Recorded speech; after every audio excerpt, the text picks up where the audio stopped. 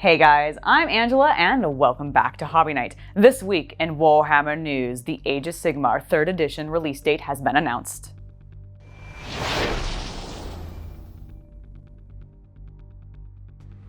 But before we get to the Age of Sigmar announcements, let's go ahead and talk about some lovely greenskins, because we have some stat updates for the orcs, specifically for the boys, and they are going to be toughness 5, which is 1 up from what they were previously, which I'm very excited for. They're also getting 2 attacks base, which is excellent. Now, one of the things that I will say about some of these changes, because there's a couple other things, like for example, their choppas are going to be -1, very similar to what you get for the chain swords for the Space Marines and everything. So like, these are feeling very, very similar to what the Primaris got for the Space Marines, and I feel like we've seen that a little bit sprinkled throughout all of the codexes that have come out thus far. So while I'm excited for these changes, I am mildly concerned that things are starting to feel a little too similar. So I'm hoping that once we are actually finally able to play 9th edition, now that things are starting to open back up across the world and games seem like they're actually going to start being a thing, that we're actually going to see like how different they are, how everything plays. I'm very curious to see what everybody's thoughts are. Continuing with 40k news, we got a look at a new FAQ and some points updates. And the FAQ specifically focused on dealing with some of the issues that's going on with the Dark Eldar. Now, I have not specifically followed what's going on because I don't play the Dark Eldar, but I did hear that they were kind of broken and a little OP, and so they have now corrected that and they are a little bit more balanced and don't feel like they're absolutely going to, like, you know, just slaughter everybody immediately, which is good. They also have just been in general smoothing out some of the rules as we get ready for competitive play actually being a thing again, including the issue that happened when you would deep strike and go after an opponent that was in a building, where you'd have basically your deep strike distance would be correct and accurate, but your charge distance would actually be a lot shorter than 9 inches, so you could get in a lot easier and it would more guarantee your charge, which, you know, for you as the player is great, but for your opponent really kind of sucks that they don't line up. So now they do, and that is an excellent change. I do like seeing these types of corrections, especially when it comes to competitive play. In addition, we had some points updates for the Thousand Sons specifically for some models that we haven't seen yet, and they include the Witch Warrior, the Infernal Master, and the Paradigm of Change. And I expect that we're going to be seeing these models soon with that new box set that they teased a little while ago that I believe is going to include Thousand Sons and Grey Knights. And I'm really looking forward to that. I am excited for some new Thousand Sun models because I've been wanting that for a while, and now we might actually be getting some, and they sound like they're going to be pretty cool just based off the names and everything.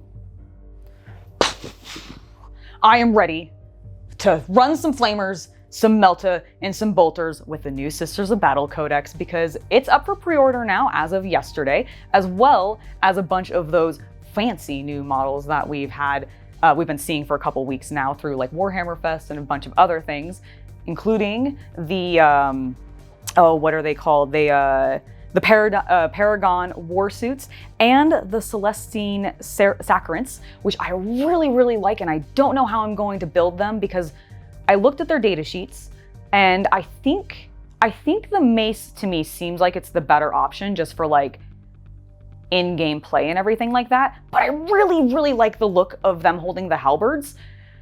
So I don't know how I'm going to build them. Maybe I'll just have to get a couple of sets and do a unit of each, and that way I can have both, and it'll be great because they just look so cool. But we obviously did not just get an announcement about the pre-orders coming out. We also got some rules reveals for the Sisters of Battle, and there was a whole big article where they went over a bunch of the different orders and what some of their options are going to be. And a couple of them stood out to me. In particular, I really thought the Order of the Bloody Rose was very interesting, because if you're wanting something to like alpha strike and just get in fast and hit hard, these girls look like they're going to do it. They definitely feel very almost Blood Angel-y to me, which I really, really like. So they looked cool. The Order of the Ebon Chalice. I love the lore for this, and the rules seem really good for competitive or just like in general, honestly, because like The Daughters of the Emperor ability seems super powerful. Being able to pick both of your convictions and not having to have one of them be random seems very good, as well as there's a lot of ways for that particular order to kind of guarantee some 6s in certain ways for their miracle dice, which I know is a big factor for the Sisters of Battle. So I feel like that could be very exciting and very powerful in the game. And I'm really looking forward to seeing like more in depth what all these different orders do, like reading more into their lore and just like building out these new armies, because I have a bunch of Sisters models already, and I'm definitely going to be getting some of the new ones because let's face it, I have a problem and I just really like the look of them, and they're just so cool. They're just really, really cool models, you guys. And so I'm definitely probably gonna pick some up, but I actually want to try running the Sisters now. And this, I think, is finally going to be the time for me to start doing that. Hey guys, hope you're enjoying this video. If you are, make sure to hit that like button. If you're not, make sure to hit the dislike button. And if you want to see more content like this, make sure to subscribe.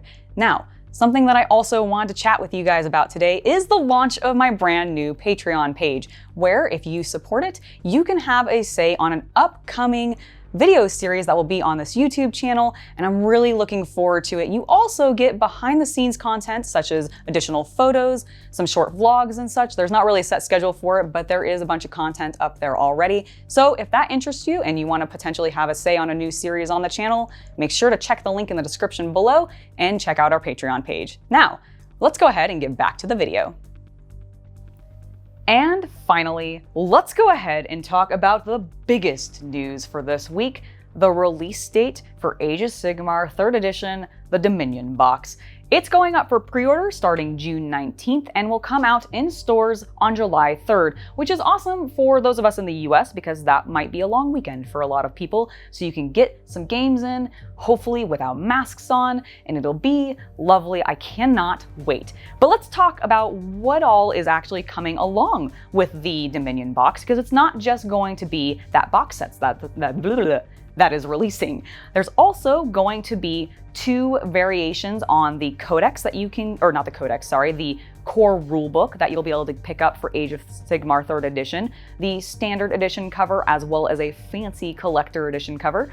And if you're a collector of books and you just want to have all of them, that means there's 3 different covers that you need to get for this book, which is a little crazy. Although I do think, actually, now that I think about it, they did that for Indominus as well. So scratch that, it's not crazy, they've done this before. There's also going to be, of course, a ruler, which will be very fancy. There's a novel that's going along with it to sort of get you into the lore for the game. There's going to be some new terrain boards, which I'm actually a big fan of. I think GW's terrain boards are pretty decent quality, and I've been using them a lot on the 40K side. And these ones I feel like can transition because they're very just Badlands and kind of flat colors and everything like that with some patterns to do like dirt and ground. So I think they'll be usable for both Age of Sigmar as well as 40K. There's also some cool new objective markers that I really think are rad. I don't know if I'll be picking them up, but like if I did, I would more than likely actually use them as scenery for D&D or other like RPG games. Probably more than actual objective markers in the game, mostly because I don't run the Stormcast Eternal, and a lot of them seem a little themed towards that. So there's a bunch of new things coming, but the thing that has me the most excited are the 3 new base paints that Citadel is going to be releasing, and they are Hobgrot Hide, Thondia Brown, I don't know if I pronounced that correctly, but hopefully I did, and then Orruk Flesh. And I'm really, really interested in that Orruk Flesh color. It's a very lovely green tone. Obviously, all of these colors are geared, I think, towards the orcs from the new box set, trying to go with that slightly more realistic, almost natural coloring. Like it's almost muted, some of these colors. And I really like, they're saturated but muted. It's weird, and I really like them. So I'm definitely going to be picking those up and testing them out. You might see a video for that on the channel in the future.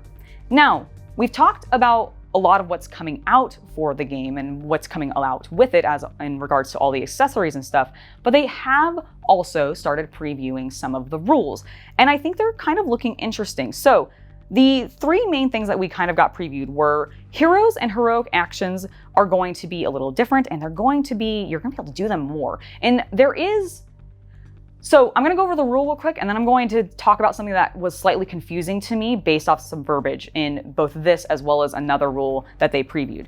So Each hero, one hero in your army during the hero phase can do one of 4 minor but very impactful things. And this includes abilities like for non-mages to be able to dispel magic. So if you're running an army, for example, that doesn't have mages or anything like that, this is a good way for you to still be able to go up against an opponent that does and not completely be like borked because you can't do anything about their spell casting. So that's really solid. I do like this change. The thing that confused me about it is in the article itself, GW claims that you can do this on each hero phase, every hero phase. So both on yours and your opponent's, which I think sounds great. And this is also the case for the monster ability that we'll be talking about here in a second.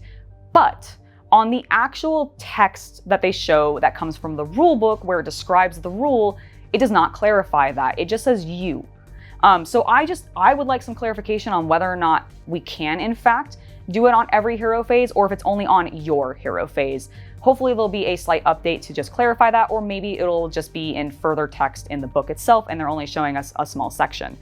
But the reason that has me so weirded out is because the monster action dialogue in the text where they talk about that does specifically call out that both players get to do it on the monster or on the charge phase. So what it is on each charge phase, both players can activate monsters to do stuff. There's a variety of things. I believe there's also a chart for it. So you get to pick and choose what you want to do. And some of them seem really powerful. I think the stomp ability especially is going to be used a lot. But that, again, it calls out specifically that both players can do it in the actual text document that you show from the book. So I just have some questions about the hero action. The other thing that they talked about is that the second player is now going to start with 2 CP as opposed to the potentially 1 or 0 that they would have had previously. And I think this is a good change. It's going to give you a little bit more CP to play with, because I know in Age of Sigmar, unlike in 40k, you don't use it quite as often and they're a lot more powerful. So I think that's a really cool change. Let me know what you guys think and how excited you might be for this game, because I'm definitely going to be trying to get a box. Hopefully they don't sell out like too quickly on that June 19th pre-order date, but who knows? Make sure that you're checking with your friendly local game stores if you can't get it through GW Direct, because sometimes they have extras or just don't sell out completely. So always be checking with that. But, oh God, it's going to be such a good box, you guys.